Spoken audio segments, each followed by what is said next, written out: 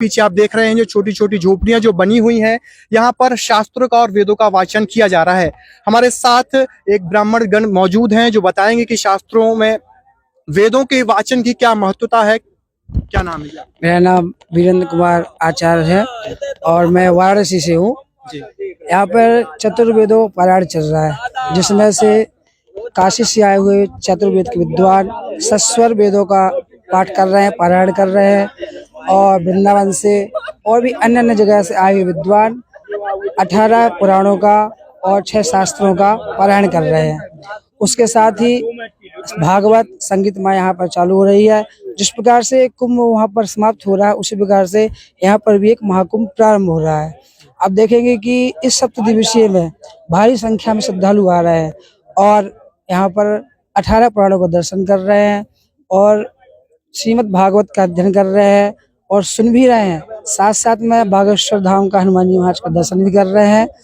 और सभी जगत के कल्याण के लिए यहाँ पर एक अनूठी और अनोखी पहल है।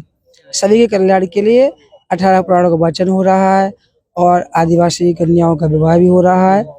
इस प्रकार से सभी ब्राह्मण लोग जगत के कल्याण के लिए कार्य कर रहे हैं। देश के प्रधानमंत्री, राष्ट्रपति और देश भर के तमाम जो विशिष्ट संत लोग हैं वो भी बागेश्वर धाम पर आ रहे हैं। लोगों को इसमें आध्यात्मिक लाभ कैसे होगा?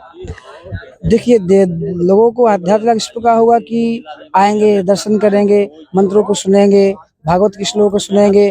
और यहाँ पर जो सांस्कृतिक रूप से ब्राह्मण अनुशासन पूर्वक अनुष्ठान कर रहे हैं, यज्ञ कर रहे हैं, वो देखेंगे और अपने जीवन में इस सनातन धर्म को उतारेंगे कि हम भी इसी प्रकार से चलते रहें और अपनी आगामी पीढ़ी को भी इस प्रकार का ज्ञान दें। हमारे साथ एक और ब्राह्मण मौजूद हैं। क्या नाम है आपका? बिंदुवस्ती जी, क्या आयोजन बागेश्वर धाम पर चला है? एक महाकुंभ समाप्ति की ओर है और बागेश्वर धाम पर बुंदेलखंड के महाकुंभ की शुरुआत हो चुकी है।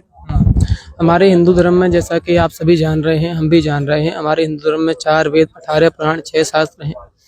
बागेश्वर धाम आज ऐसी पीठ हो चुका है जिसके बारे में ये कहना गलत नहीं होगा कि बागेश्वर धाम में गरीब जो कन्याएं हैं और भी सब लोग हैं, सभी के कल्याण हेतु ये कार्य हो रहा है।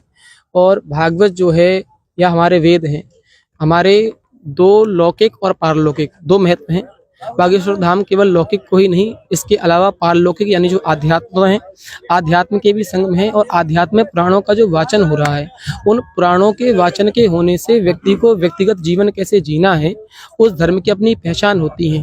तो ये कई व्यक्ति ऐसा बोलते हैं कि धर्म तो ठीक है लेकिन धर्म से बड़ा कर्म होता है। लेकिन मैं ऐसा कह रहा हूँ कि कोई व्यक्ति कर्म करेगा, अब मानिए कि कोई व्यक्ति किसी के यहाँ चोरी कर ले, ये भी एक कर्म हो रहा है। और किसी व्यक्ति के द्वारा दान हो रहा है, ये भी एक कर्म हो रहा है।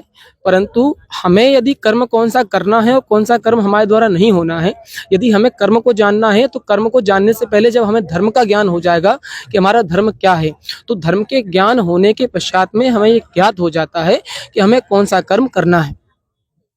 तो ये तमाम ब्राह्मणगढ़ जो बागेश्वर धाम पर मौजूद थे, हमारे पीछे आप देख सकते हैं कि 35 छोटी छोटी झोपड़ियों में वेदों और शास्त्रों का वाचन किया जा रहा था।